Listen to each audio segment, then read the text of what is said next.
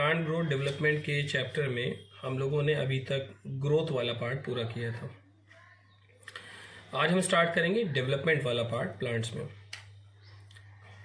Plants में क्या, किसी भी ऑर्गेनिज्म में डेवलपमेंट का मतलब होता है किसी ऑर्गेनिज्म की लाइफ साइकिल में जो चेंजेस आए, यानी किसी ऑर्गेनिज्म के पैदा होने से लेकर उसकी डेथ तक जितने भी चेंजेस दिखाई देंगे सारे के सारे चेंजेस कहलाएंगे डेवलपमेंट।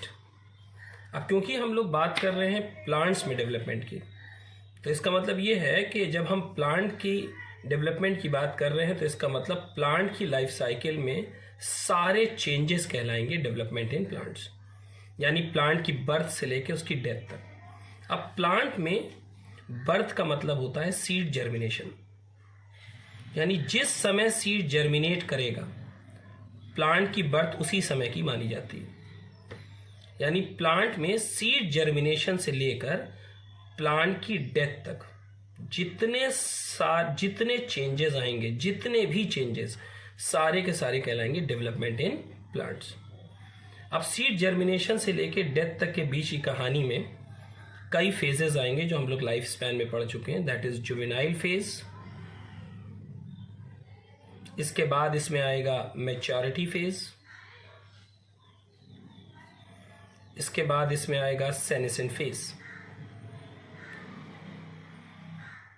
तो प्लांट की बर्थ से लेके यानी सीड जर्मिनेशन से लेके प्लांट की डेथ तक जितने भी चेंजेस आएंगे सारे के सारे चेंजेस प्लांट में डेवलपमेंट कहलाएंगे।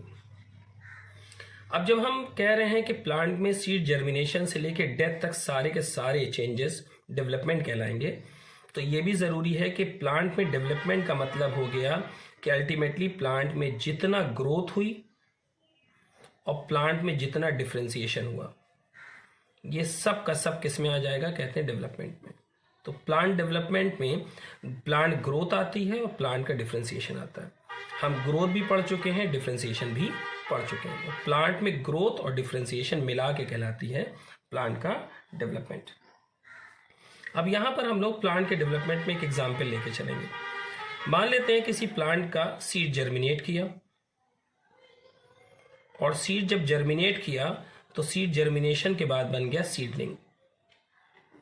सीडलिंग का मतलब हो गया कि एम्ब्रियो बन गया, एम्ब्रियो बाहर आ गया है सीड से, और सीड से जब एम्ब्रियो बाहर आएगा तो उसमें कितने पार्ट होंगे, कहते हैं प्लूम्यूल जो है वो छोटा सा शूट बना चुका होगा, जो रेडिकल है वो छोटा सा रूट बना चुका होगा, और कॉटिलिडन्स उसके अंदर पाए जाएंगे। तो जब सीडलिंग बनेगा, छोटा सा प्लांट बनेगा, तो उस प्लांट में पहले स्टार्ट होगा उसका जुवेनाइल फेज। और जुवेनाइल फेज में क्या होता है, कहते हैं जुवेनाइल फेज में प्लांट के वेजिटेटिव पार्ट्स बनते हैं। वेजिटेटिव पार्ट्स मतलब प्लांट का रूट, प्लांट का शूट, स्टेम यानी, और प्लांट की लीव्स। अब हम एक वेजिटेटिव पार्ट का उदाहरण लेके चल रहे हैं कि जिस प्लांट में सीड जर्मिनेट करके सीडलिंग बना रहा है उस प्लांट में एक लीव बन रही है। अब जब उस प्लांट में एक लीव बन रही है तो देखा यह गया कि इस तरह से उस प्लांट में ब्रॉड लमाइना की लीव बनके तैयार हो गई। यानी जब सीड जर्मिनेट किया प्लांट का, उसमें सीडलिंग बनी, सीडलिंग में वेजिटेटिव वाले फेज में लीफ बनके तैयार हो गई, और इस लीफ का जो लमाइना है वो ब्रॉड है, ब्रॉडर लमाइना है। अब जो ये ब्रॉडर लमाइना है लीफ का, ये शो कर रहा है कि जो है सीड जर्मिनेशन के बाद से ये एक प्रकार का डेवलपमेंट है, डेवलपमेंट हुआ, और डेवलपमेंट होने के बाद ब्रॉड लमाइना की एक लीफ बनके तैयार हो गई। अगर हम एम्फीबियस प्लांट का केस लें, एम्फीबियस प्लांट का, एम्फीबियस प्लांट हम लोग पढ़ चुके हैं वहाँ पर हाइड्रोफाइट्स में, इकोलॉजी में, और उसका मतलब होता था कि ऐसे प्लांट जिनका कुछ भाग पानी के अंदर है तो कुछ भाग पानी के ऊपर है। अब इसी प्लांट का जब सीड जर्मिनेट करेगा तो जुवेनाइल फेज में लीव बनना शुरू होंगी।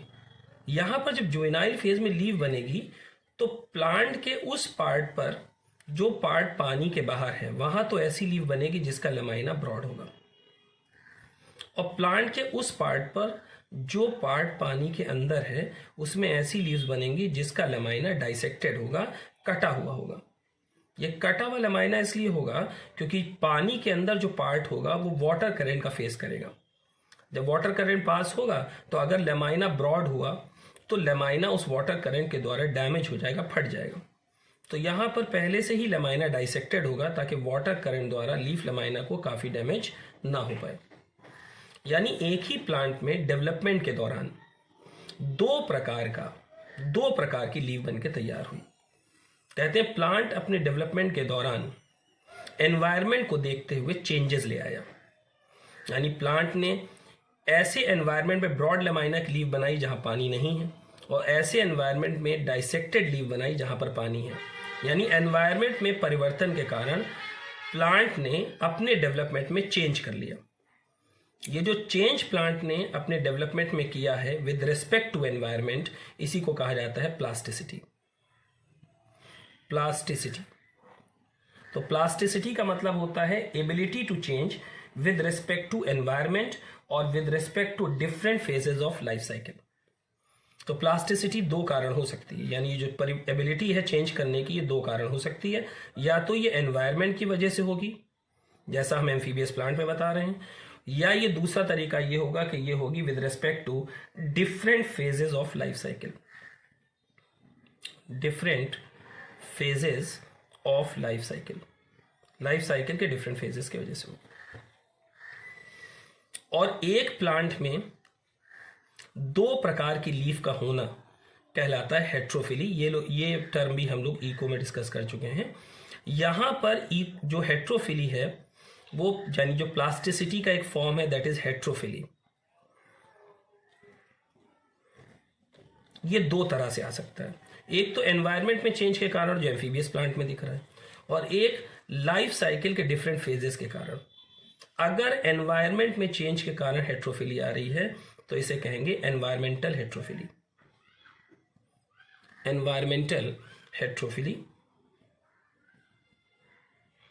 और अगर हेट्रोफिली आ रही है due to the different phases of life cycle, इसे हम लोग कहेंगे developmental heterophylly.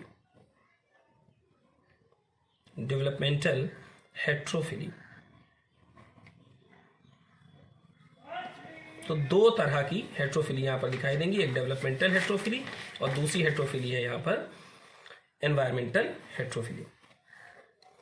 Environmental heterophylly mainly दिखाई देती है, हमने अभी आपको बता दिया कि एम्फीबियस प्लांट में दिखाई देगी। एम्फीबियस प्लांट का एक बढ़िया उदाहरण जहां पर एनवायरमेंटल हेट्रोफिली दिखेगी वो है रेननकुलस।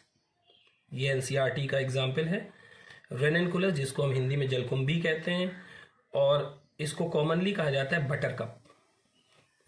तो बटरकप या रेननकुलस जो कि एक एम्फीबियस प्लांट है, उसके अंदर एनवायरमेंटल हेट्रोफिली दिखेगी। दैट इज दो प्रकार की लीव्स दिखेंगी। एक लीव जो पानी के बाहर होगी वो ब्रॉड लमाइना रखेगी, एक लीव जो पानी के अंदर होगी वो डाइसेक्टेड लमाइना रखेगी। अब डेवलपमेंटल हेट्रोफिली का किस किस प्लांट में दिखाई देती है? कहते हैं डेवलपमेंटल हेट्रोफिली मेनली दिखाई देती है कपास में, यानी कॉटन में। तो ये नोट कर लीजिए कि कॉटन में दिखाई देती है, कोरिएंडर में दिखाई देती है, धनिये में, लार्कस्पर में दिखाई देती है, दैट इज डेल्फिनियम में। तो तीन तरह के प्लांट में डेवलपमेंटल हेट्रोफिली दिखाई देती है। एक तो कॉटन है यानी गॉसिपियम, दूसरा हो गया कोरिएंडर यानी धनिया, तीसरा हुआ लार्कस्पर। लार्कस्पर का बोटानिकल नेम इंपॉर्टेंट है, इस नाम से पूछा गया था, डेल्फिनियम। डेल्फिनियम में डेवलपमेंटल हेट्रोफिली दिखाई देती है। तो ये पहला पार्ट है जिसे हम लोग कहते हैं development in plant. Development in plant का अगला भाग, that is the factors which governs development in plants, I will discuss in the next lecture. Next topic है इसमें factors affecting development in plant. Now इसमें दो फैक्टर्स हैं, देखो, एक इंट्रिंसिक फैक्टर है और एक एक्सट्रिंसिक फैक्टर है। ऐसे फैक्टर्स जो प्लांट के अंदर पाए जाते हैं उन्हें हम इंट्रिंसिक फैक्टर्स या प्लांट फैक्टर्स कहते हैं, और ऐसे फैक्टर्स जो एनवायरमेंटल फैक्टर्स होते हैं, प्लांट के बाहर एनवायरनमेंट में पाए जाते हैं, उन्हें हम एक्सट्रिंसिक फैक्टर्स या एनवायरमेंटल फैक्टर्स कहते हैं। अब यहाँ पे इंट्रिंसिक फैक्टर्स जो हैं वो दो तरह के हैं, यानी प्लांट के अंदर जो फैक्टर्स हैं वो दो तरह के हैं। ऐसे फैक्टर जो पूरे के पूरे सेल के अंदर पाए जाते हैं यानी इंट्रासेलुलर, ऐसे फैक्टर्स जो दो सेल या दो से अधिक सेल के बीच में पाए जाते हैं इंटरसेलुलर। जो फैक्टर्स सेल के अंदर पाए जाते हैं, पूरी की पूरी तरह सेल के अंदर पाए जाते हैं, वो जेनेटिक फैक्टर्स होते हैं, यानी they are governed by the DNA present in the cell. और इंटरसेलुलर फैक्टर्स का मतलब होता है ऐसे फैक्टर्स जो 2 या 2 से ज्यादा सेल्स के बीच में पाए जाएं, यानी these are known as plant growth regulators. इन्हीं को हम लोग प्लांट हार्मोन्स पढ़ते हैं या पीजीआरस कहते हैं। एक्सट्रिंसिक फैक्टर्स में केवल नाम हमने दे रखा है, देखो यहाँ पर टेम्परेचर है, ऑक्सीजन है, वाटर है, न्यूट्रिएंट्स है। तो सबसे पहले जो इसके बाद हम लोग स्टार्ट करेंगे वो हम लोग स्टार्ट करेंगे प्लांट ग्रोथ रेगुलेटर्स।